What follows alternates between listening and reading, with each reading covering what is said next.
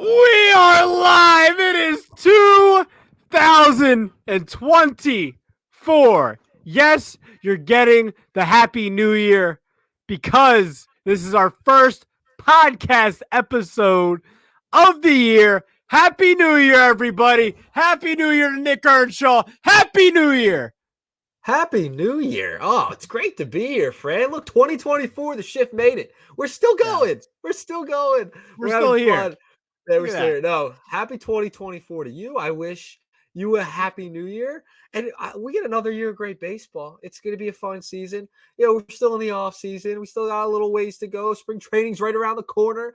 It's still January, but we got some time. Still some big names out there, free agency, but there's still a lot going on in the baseball world, Fran. A lot going on, but hey, Happy New Year to you. Happy New Year to the baseball family. Happy New Year to the Shift family. Happy to be here. Yes. Happy New Year. Show him the shirt, bro. Show him the shirt. Show him the shirt. Show him the shirt. We got the shirt. We got the merch. Let me stand up. I'm gonna be breaking things. Here we go. The shirt. Are we a baseball it's show? fire. That's the baseball baseball show. It's the baseball show. We are. That is that's beautiful. That's beautiful. I'm glad that you got yours. I do have mine on right now. Yeah, show but it you off. know it's a little chilly. It's chilly. Oh my god! Is that your dying wish, Nick? Is it your dying wish for me to take off the hoodie? Stop being a baby. Not yet. Not when the time is right. I'm not warm enough yet. It's a little chilly in my room. All right. It's a little. Show your support of your brand. I mean, I'm showing some. Dude, you know how many times I've worn this in the last since I've had it? You know, I thought we were partners here, and I'm the only one wearing the shirt. You're taking it right now with you wearing the shirt and showing it off right now. The shirt will be seen at some point. I went into this episode, just for the folks. I went into this episode thinking we were going to be matching today, matching co-host. Oh, that's so cute. That's so cute. I thought it was a great screenshot, promote it, but no, I'm not going to be able to get that screenshot now. I'm a little disappointed. You know, you're starting off 24 with me a little bit disappointed. I'm not going to lie. It's a little disappointing. I'm disappointed in you. It's just not under appreciating this. What? Hey, I'm disappointed in that, but I'm really disappointed in what we're gonna get into first in the show. What's that? What are we gonna get into? Tell us. You know what we're gonna get into. Well, we're gonna get into ballots. Hall of Fame ballots that we put out. Our mock Hall of Fame ballots that we put out. We got some reaction on social to both of them. A lot of reaction on yours because it was ass. Mine was pretty positive. I got a lot of positive reaction to mine. Let me just. No, you did. By the way, you texted me that. I remember you texted me like, "Oh yeah, I'm getting a lot of traction, and really, it's a lot of positive." No, it was. There was a lot of negative feedback, and rightfully so. I got some great feedback. I got some great feedback. Kyle Bennett. Shout out Kyle Bennett. Salute for having the almost perfect ballot. Almost perfect. That's a well, me and Kyle disagree. I mean, Kyle has a whack take on why he thinks Jimmy Rollins is in the Hall of Fame. Shout out Kyle. Jimmy Rollins, I don't get it though, because there's real voters out there, real respected MLB writers like legends like Jason Stark. I don't know if Jason Stark was just good friends with Jimmy Rollins while he was, writing in Philadelphia for the Phillies or something. But Jason Stark, I respect Jason Stark very well. And he thinks Jimmy Rollins is a Hall of Famer. I don't get it. I don't get how J-Roll is a Hall of Famer. I don't know how you want to start this. Where do you want to start?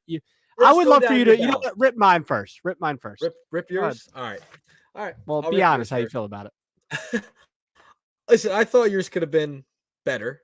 I thought it could have been better. Okay, no. First off, start off with the good, and then we'll go to the bad. Okay. All right. Let me pull up your ballot right here real quick. Listen, I think my ballot was pretty much almost on the nose, ready to go. Yours, on the other hand, I thought you could have done so much better, dude. Start with the good. Though. I want to hear the positive. The problem is there wasn't much good. That's the problem. Yeah, but there's ones we agreed on. So let's agree on those first. So I'll list your ballot. Ready? Carlos Beltran, Adrian Beltre, Andrew Jones, Manny Ramirez, Alex Rodriguez, Gary Sheffield, Billy Wagner. That's your list. Yeah, all Hall of Famers. Billy Wagner, correct. Adrian Beltre, correct. That's about it. Manny Ramirez, I'll give you A-Rod. That's correct. Gary all Sheffield. right, I'll give you Gary go ahead. Sheffield. That's fair. That's a fair argument there. No Chase Utley. No, and your video on Joe Mauer. Come on. Yeah, I Joe would love to Mauer talk was about Joe Mauer. I don't get like my man. Everybody's talking about him being like, and he was for 5 years. He was one of the best hitters in top of his baseball. game. He was the best catcher in baseball for 5 years, and then he got hurt and started playing first base. So you can't make this argument about him being like a Hall of Fame catcher. I don't get that. I think he's a Hall of What's Fame the catcher. argument? No doubt in my mind. He was at the top of his game for a 5-year window, and he was the best catcher in baseball. I have to put him in. And you are looking at the historical perspective of baseball, right? This is an idea that it doesn't make sense to me. He was the best at his time. He was the best catcher in baseball. He's a very great hitter, one of the best hitting catchers of all time, in my estimation, for that window. And I think you got to put him in, and he definitely deserves a vote. Is he a first ballot? Probably not. But Well, he's at 83% right now, according to the tracker.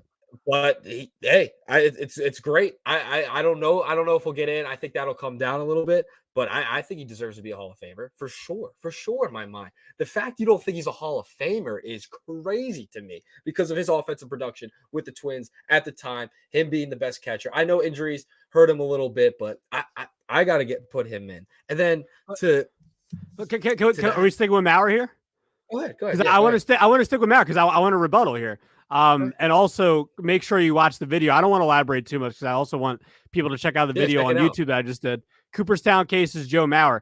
Just to shortly elaborate. I mean, Nick, we judge catchers' numbers differently than other offensive players. If you're looking at Joe Mauer's overall career numbers, he wasn't a catcher his entire. He was a catcher for 60% of the games. First base. I know he played first base. Yeah, but that was a lot though. It wasn't like look at somebody like Buster Posey, right? 80% of the game's a catcher. 80 is a lot more to me than 60. You can judge Buster Posey for his career as a catcher. Joe Mauer was a catcher for 5 to 6 years, with his best years after that. You look at the numbers differently is all I'm saying. I just don't see the overwhelming support. I understand, there's some people that might think he's a Hall of Famer, and I get it. There's some people think J-Roll is. I'm just flabbergasted at the overwhelming support for a guy that, again, 5 to 6 years. You know what I mean? I just don't see it. I don't see it. If he played catcher his entire career for the most part, 75 to 80% of his games, I'm in on Mauer as a Hall of Famer. But the fact that he was a DH and a first baseman for 40% of the game, that's a lot. You don't get in as a catcher. I'm sorry. That's the way I see it. I see that's the problem in your thinking. You got to look at it as a totality of his career. I understand he didn't play catcher his whole career. That's fine to me. That doesn't disqualify him from not being in the Hall of Fame. Listen, I can understand if you don't think he's first ballot. That's fine. But I think you got to put him in. Joe Mauer, 15 years with the Twins. 11 seasons he was a catcher, and probably 5 to 6 of them were at the top of the top. He was the best catcher in baseball. I don't understand how you could think he's not the best. I mean, the batting average, great. He had a great WAR. He was three batting titles. 5.2. That's 9th all time. Listen, for catchers, right? But the problem is that get in. He has the numbers to get in, and right. But all the other catchers. Sorry, I may cut you off. Go ahead. No, I'm just saying you have to watch. You have to watch. I know, because this is. Listen, I know you're passionate about this one, but you have to look at the totality of his career. Who cares? I am. It was 11 seasons he was a catcher. So what? 4 seasons he was more of a DH, played first base. Who cares? That's not a big deal to me. I care because I think that playing the catcher position is so tough on the body that it's different for guys like a Pudge Rodriguez who played 99% of the games at the catcher position. You look at the numbers differently that way. But for me, every other position, like outfield, like first base, second, whatever, like the offensive numbers are the offensive numbers. I don't think it matters really what position you play. Like what matters is if you were an elite baseball player putting up, elite numbers, during your time for your peak and for the most part of your career. I think that Joe Mauer, he was only a catcher for a period of time. I think that you judge his career. Majority of career was his career. He was a catcher. 11 seasons out of 15. From 2005 to 2012, 11. Like that's not enough. 11 It's not seasons. No, it was enough. 11 But seasons he played catcher. He was behind the plate for at least yeah, 11 but some of seasons. those seasons he was like, it was like 70 games catcher and then like 80 games DH at first base. I'm telling you. All right, we got to move on because we're gonna be here all day talking about Mauer. I'm sorry, I just had to refute a little bit. Go ahead though. Okay, all right. We won't spend our whole show on the ballot because I think we could be here all day. we will be here all day. I gotta talk about Chase Utley. You're not gonna give Chase. Rollins. Okay, I know you will never vote for Jimmy Rollins to have a vote, but you wouldn't put Chase Utley in. He was the best second baseman of his era. Listen. I don't feel as I do feel passionate about Chase because I love Chase Utley as a Phillies fan. I'm okay with you saying that he think he's a Hall of Famer. I think he's borderline. I see an argument.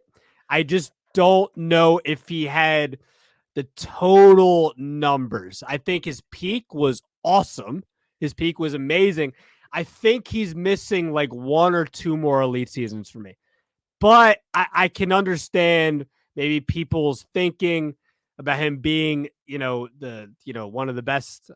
His the wins above replacement numbers were impeccable. What he played at the position of second base and what he was doing offensively was underrated. A lot of it was underrated.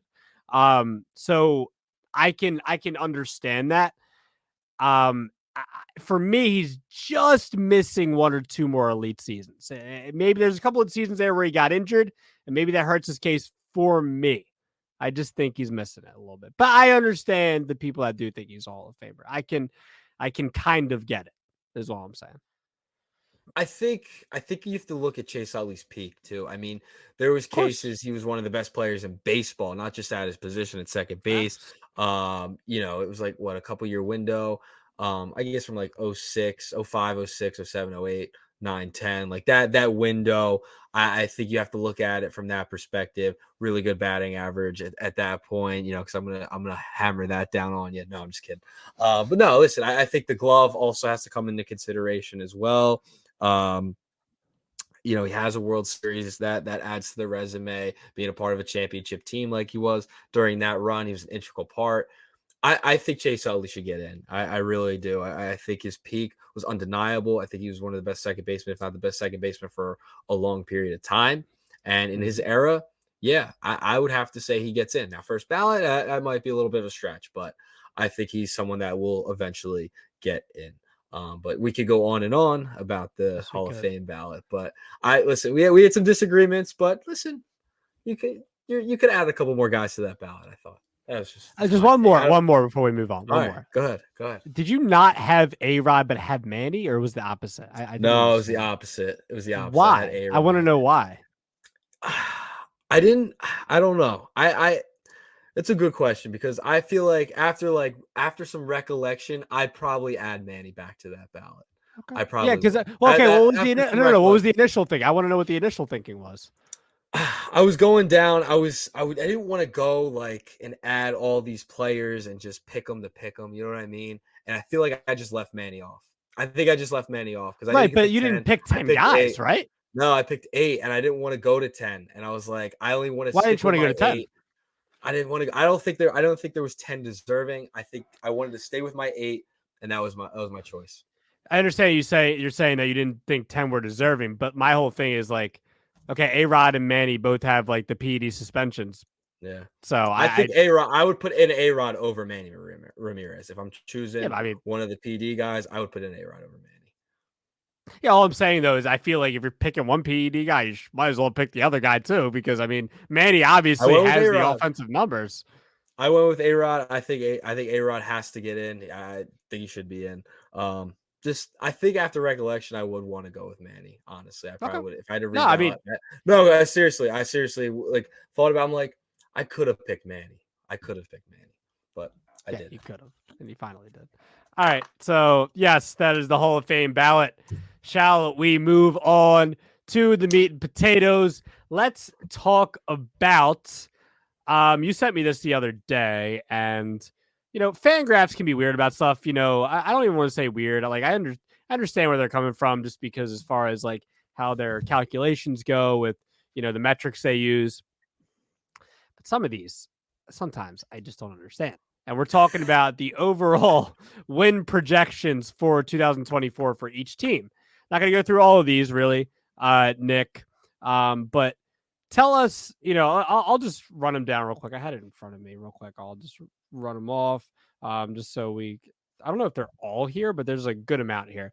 So 98 win Braves at the top, 92 win Dodgers, 90 Astros, 89 win Yankees, 86 Blue Jays, 85 for the Phillies, Cardinals, Mariners, Rays, and Twins, 84 for the Mets, 83 for the Orioles, 82 for the Marlins, Diamondbacks, Rangers, and Red Sox, 80 for the Padres, Brewers, Guardians, Giants, and Tigers.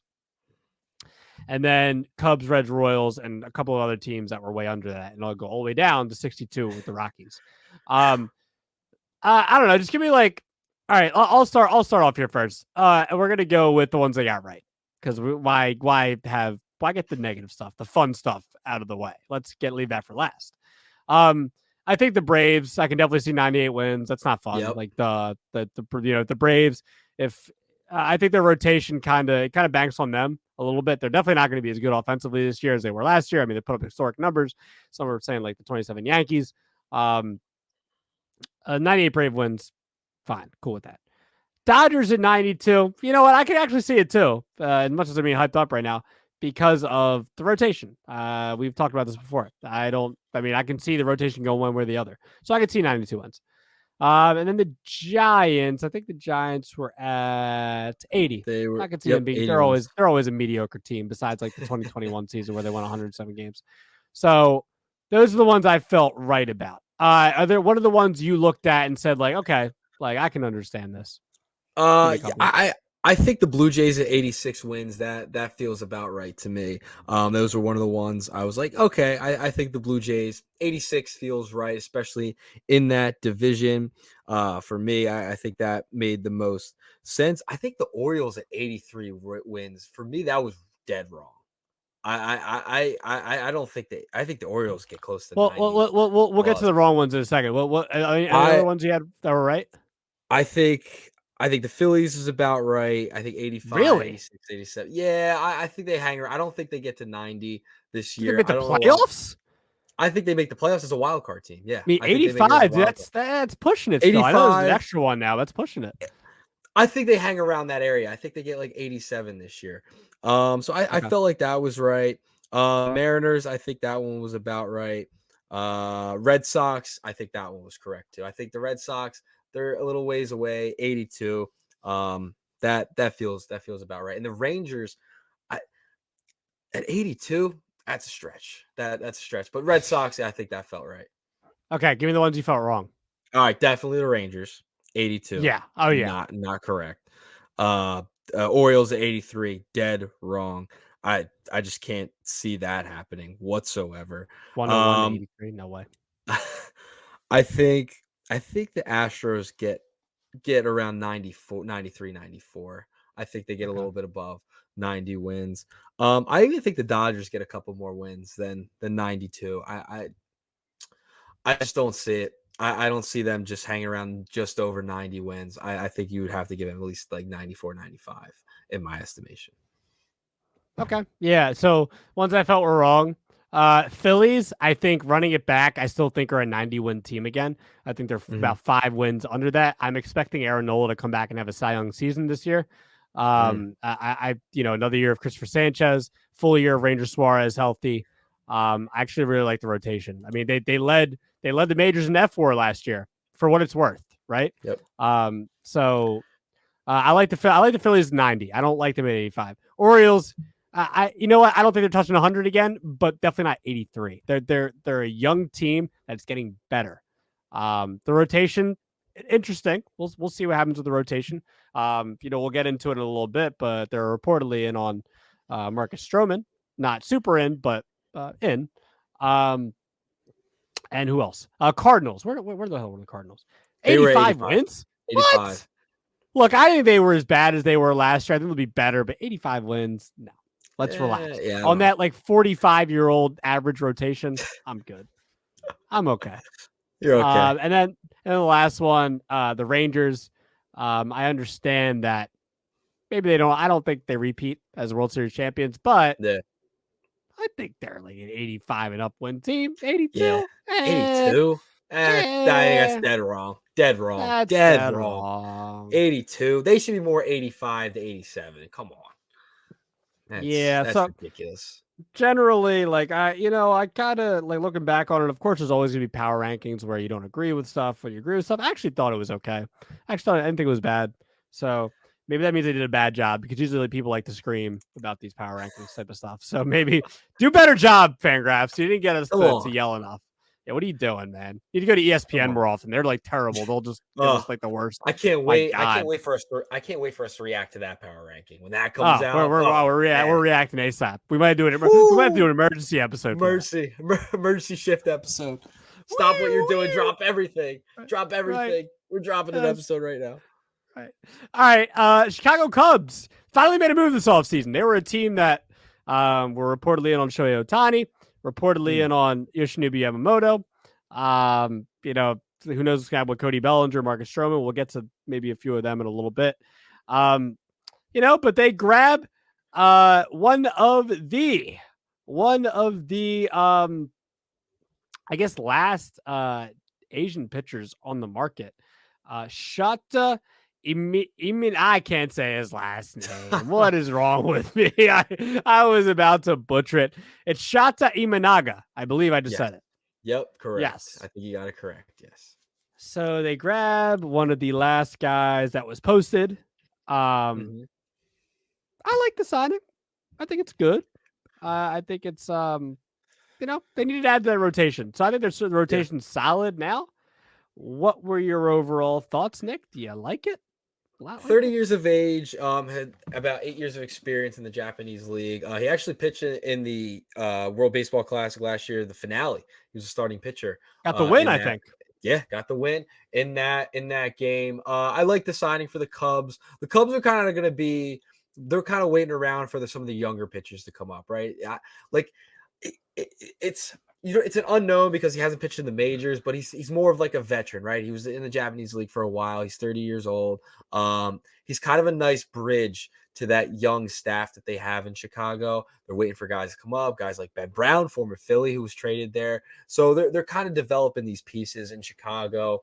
So I think it's a good signing. Get a solid starting pitcher, top of the middle rotation guy for them. So I think it's a good move. I don't think there's any negatives to it, right? Gives them another arm to maybe contribute. Now for the Cubs, they're gonna have to get another bat. Obviously, I still think they're a little bit ways away. They were hanging around a little bit, or like June last year, like, hey, are they going to be sellers? Are they going to be buyers at the deadline? Is this team going to compete? So they're on the cusp. They're close. I think they still need some guys to develop. They still have some young players. But I like the move. I think it's a smart move to bring in kind of like he's a veteran guy, I guess you could say, because of how long. Yeah. So I like the move for the Cubs. Yeah, I like it too. As far as what else they need to do this offseason, it makes so much sense. And JP Morosi talked about this on MLB Network too. Like it just makes so much sense. And we were close with this guy for 5-6 years while he was in Philly, man. Like Rhys Hoskins makes just way too much sense for the Cubs. Christopher Morel is supposed to be the DH there. I mean, Matt Mervis I don't know if he's ready yet. I think you get Rhys Hoskins for the Cubs on like a 1-year, 2-year deal, whatever it is, a prove it deal, whatever you want to call it. I think he's perfect for the Cubs. I don't see how they don't sign. Oh, you have the sound. Dope. Play whenever you want. Coming off a lost year after surgery. There are no shortage of suitors still. However, we've tried to draw the connection with the Cubs for the past, 2 months. Is there any meat on that bone, and who else is involved?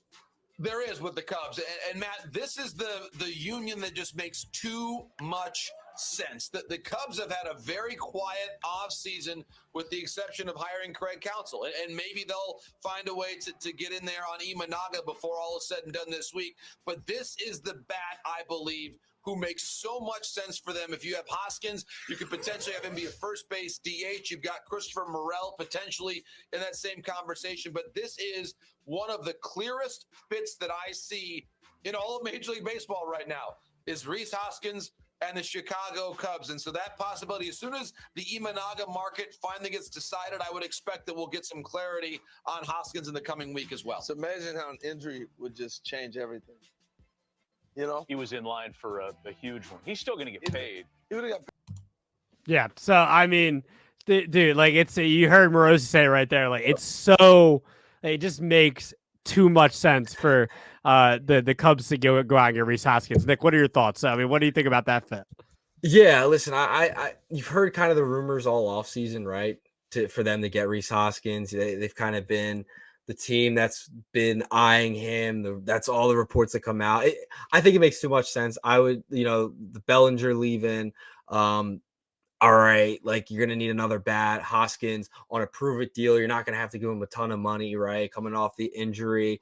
He's not going to command this big-time money. They're not going to have to give out this big contract. They get a right-handed bat a power bat back into their lineup. It just makes too much sense to me. I think it's going to eventually happen, and we're going to get that tweet or whatever from Morosi that, hey, he's going to be a Cub. So that's where I'm at with it.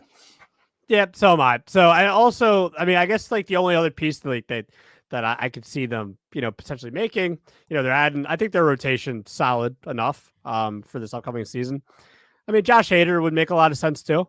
It depends on, I think all it really comes down to is, is that whichever team are they willing to give Josh Hader that bigger deal that Edwin Diaz got a couple of years ago. Like that's really all it comes down to. Whatever team is willing to do it. If the Cubs feel like, if the Cubs really feel like Hader is like that final piece for them to like, maybe potentially, make a playoff run this year and see what happens if we get into the playoffs. I think that they would go out and get Hader. I mean, they stole Counsell from the Brewers. I know he hasn't been a Brewer for a couple of years, but maybe they steal Hader away from the Brewers. Still, technically, he's not been the Brewers since like 2 years, but he's a Padre. I'm for connections here. Yeah, it was a good try. No, I think you're right. Like, I think with Hader, it's going to be who's going to be willing to do it, right? Like, who's going to be the team willing to give him that Edwin Diaz type money? And I think we're just going to wait and see. I mean, I feel like some of these off seasons, the past couple of years, it's been a waiting game, right? These agents and teams playing coy and trying to work out the best deal and not trying to overcompensate. So, it's been fun to watch to see, like, all right, it's been a little like, all right, can we get it rolling? But this is how it's been rolling in baseball for the past few years at the very least. So yeah, let's talk about somebody that actually was a Cub last couple of years. They actually played for the team. Yeah, and if you don't mind, Nick, because I know you just played some of that sound, I appreciate you getting that on the fly, by the way, because I don't even think I mentioned that to you, so I appreciate you. You're better than me. You're the host / producer of this show, so like I come up with some topics too, but like you're just doing everything. So gotta make up for the Wi-Fi dying out earlier. Right, it's probably my fault half the time. But I appreciate you doing that. By the way, I just want to say I appreciate you doing that. Yeah, just pull up this Heyman sound. So basically, Marcus Stroman has been tied to really the most recent team has been the Yankees, but John Heyman said this on other teams that potentially could be in on Marcus Stroman.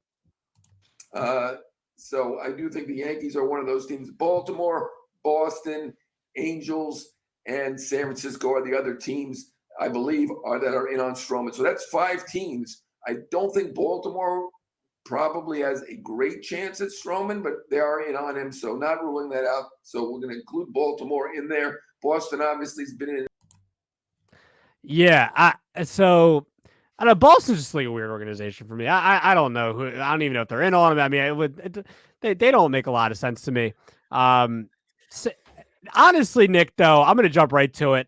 I think the recent reports of who the top suitor is supposed to be, the New York Yankees, I think it makes the most sense. They're a team that's still trying to win right now, whether you think they are a contender or not based off last year. I think that the Yankees make sense because it makes sense for them to take a chance on a guy, even though he had a rough second half last year. Yeah. Marcus Stroman has had some good years, though. In Toronto, even with the Cubs and with the Mets, he's had some good years here and there. I think it would make sense for. I read on Spot Track that his deal he's looking for is like a 3-year, $45 million deal. That's just according to Spot Track. I don't know exactly what his agent's looking for him. But I think that type of deal for the Yankees, a short-term deal, and a guy that's 32 years old, I believe, to potentially give a good year or two out of that contract to give you maybe a good 2 or 3 behind Cole and I don't even know who else their starting pitchers are. I forget that did they sign anybody else this offseason pitching wise? I don't think Well, they have Rodon. They have Rodon coming back. Right. Well, maybe Rodon comes back to form, but he'll come back. I could see them taking a flyer on Stroman. Like Stroman was a name that was floated around all around the trade deadline last year. I could see them trying to add some more depth to their pitching because that's really a concern, right? Their pitching is a little bit of a concern, and then their lineup staying healthy is a concern too. I know they got Soto, and all the Yankee fans want to gloat that they got Juan Soto, but this was a team that was not very good last year, and they did not I don't understand it. They can't stay healthy. Their pitching, they didn't stay healthy. Rodon got hurt early on in the season. You don't know what Volpe is yet. I'd be concerned. Their bullpen is concerning to me too. And they gave up some pieces in that trade to get Juan Soto and gave up some pitching. So Michael King. It makes total sense that they could go after a guy like Stroman. Won't have to spend a ton of money. Brian Cashman doesn't want to spend a ton of money anyway. So the Yankees are going to try their best to compete again. I just don't see it. This is the Orioles and Rays. This is their division. I think the Orioles are going to run it for a little while. Are the Orioles on Stroman? You think you like Stroman to the Orioles? I could see that. That could be a possibility because I still think they need some more pitching. Right? The Orioles they have all these young pieces. I get they still have some young arms coming up too, but I can make sense. Maybe the Orioles swoop in and steal Marcus Stroman. I don't know. It could make some sense, but I could see the Yankees taking a flyer on Stroman for sure. Okay. All right. Yeah, I think we're okay. So we're both in agreement there. All right. Let's close it out. Right up your wheelhouse. As we started the show, for me, obviously my wheelhouse with my correct Hall of Fame takes. It's your turn for the spotlight, for your time to shine, Nick Earnshaw. Yeah, man. So yeah, go ahead. Let's talk about it. I'll run it. So there was a prospect poll, MLB Pipeline. They did an so they took a poll from a bunch of the executives around Major League Baseball. And I thought there's some very interesting stuff in there. Who is baseball's best hitting prospect? Easy. Jackson Holliday was at the top of that list. He got 70% of that vote. Baseball's best pitching prospect. And you and I talked about this before the show. Paul Skeens, #1 pitching prospect in baseball, according to the execs. Or executive poll. Yeah, it's obvious, right? Yeah. Andrew Painter, Philadelphia Philly, #2 in that poll. He got 12% of the vote to 59% of Paul Skeens. So it wasn't really close around that. Best defensive prospect, Pete Crow Armstrong, part of the Cubs farm system over there. He's been one of the top defensive guys for a little while now. He plays the outfield. He's in center field, so you could see him with the Cubs at one day. Now, I want to kind of through the questions to end this poll were kind of overarching themes, right? And they asked kind of all-time type questions. So I want to ask you, Francisco Rojas, who is the best minor league prospect you've ever seen? Oh my God. Best minor league prospect I've ever seen. Yeah. Boy. I mean, how long did they have to play? Because Bryce was obviously a great prospect. Yeah, could be. I'll tell you what the percentage of the vote was. If you want me to share. Well, you want me to guess first, right? Yeah, take who would you say if you had to choose? Oh boy, who were some super filthy prospects? Just crazy. Hey, Byron Buxton was a big prospect. I mean, you mean the minors or in the majors? What's the criteria here? We're seeing they could turn out. It might not. Can you say it again? You're cutting out there. If they could have been great in the minors, maybe they didn't pan out, or they could have panned out. Either however you want to take it, however you want. Okay, I mean, I remember Don Brown being a great minor leaguer. I remember him being a great minor leaguer. Wasn't the best major leaguer. Had a decent. He made an all-star team. He has that on his resume. Yeah, I'm trying to think of who else. I mean, I know A-Rod was a big, minor league prospect. I mean, he came up pretty fast. I'm just trying to think of guys off the top of my head. I like this question though, because you got me thinking. Cole Hamels coming up. Was Ryan Howard. Why did I not just go right to Ryan Howard? Ryan Howard, I just remember as a child. Was just when he was all you heard about was Ryan Howard. In like 2003, 2004, and it was like, well, Tomey's blocking him, and then 2006 comes along, 58 homers later. So Howard was a big one for me too. So yeah, those are probably the names that come to mind when I think of, All right. Yeah. All right. So the list went Mike Trout was number 1 voted. Ronald Acuna, Bryce Harper 4, Alex Rodriguez 5. Ooh, okay. So I was close to A-Rod. So that was the top 5 voted by front office executives. So wow, all time. Take what you want with it. All time. Yeah, all time. All right, last one.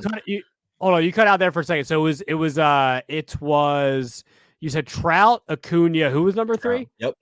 It was Bryce Harper. Who was number 4? Me. 4 was Harper. Adley Rutschman was 3. Ah, wow. Adley Rutschman was 3. Adley Rutschman was voted 3rd. Crazy. Okay. All right. So then before that, who's the best amateur prospect you've ever seen? So like high school. What do you think that list went? How do you think that list went? Man, I mean, my God, I hate this question because you're making me think. High school. Who was big time high school? Could have been college. Yeah. I mean, there's Jack Leiter recently. Jack Leiter and Kamar Rocker. Big time at Wake Forest. Not Wake Forest, Vanderbilt. Vanderbilt, excuse me. Vanderbilt, yep. I mean, one of these guys I don't love right now, but I'll say both of these guys' names. Garrett Cole, Trevor Bauer, UCLA. Okay. They were big time UCLA roommates there. Trying to think of who else was Bregman at LSU. I'm thinking of all like the LSU guys now. Bregman at LSU, Nola at LSU. Trying to think of high school big time. Who were? I mean, I don't think Jeter was big time coming out of high school. Was he? I could be wrong. Jeter might have been. You're missing one obvious one. Is it at home? Is it someone I'm missing, like hometown? I'm not gonna say. Bryce Harper. Bryce Harper. He was voted he's probably number 1. Yeah, number 1. Voted number 1. Bobby what am I doing? Bobby Witt Jr. 2. Yeah. Pat Burrell 3. Byron Buxton 4. Jackson Holiday 5. Shohei Ohtani 6. Adley 7. Strasburg 8. I forgot about Strasburg. Yeah. Yeah, but wow. Yeah. How can I forget Bryce? Yeah, the most highly touted, Sports Illustrated, Oh my God. I remember when I was like 14, like 13, 14, watching him on ESPN. Years later, he's be a future Phillies Wall of Famer, Wow. It's insane. Crazy. Hits the biggest home run, one of the biggest home runs in Phillies history, if not the biggest. Yeah, Bell to the back. That's gotta be the biggest. It's gotta be, right? It's gotta be the biggest. Yeah, I would say. Yeah. You got any more from here? Yeah, it's gotta be. That's gotta be. But I had to end with, we went from Hall of Fame, beginning of the career. We started end of career, beginning of the career to end the show. Like it. I love it. Great show, bud. Great show. Great way to start 2024. 24. Yes, sir. All right, I think we're gonna end this because I think the connection's still crappy. So we're gonna have this, try to get this figured out for the future. But 2024, we are here. The Shift. Make sure you go check out the latest video. Cooperstown Cases, Joe Mauer. Gonna try to have more video guys for you. More videos for you guys coming up this year. Just been very busy last like 3 or 4 months, but trying to get back at it. So this has been The Shift for Nick Earnshaw. I'm Francisco Rojas. We'll see you guys next week.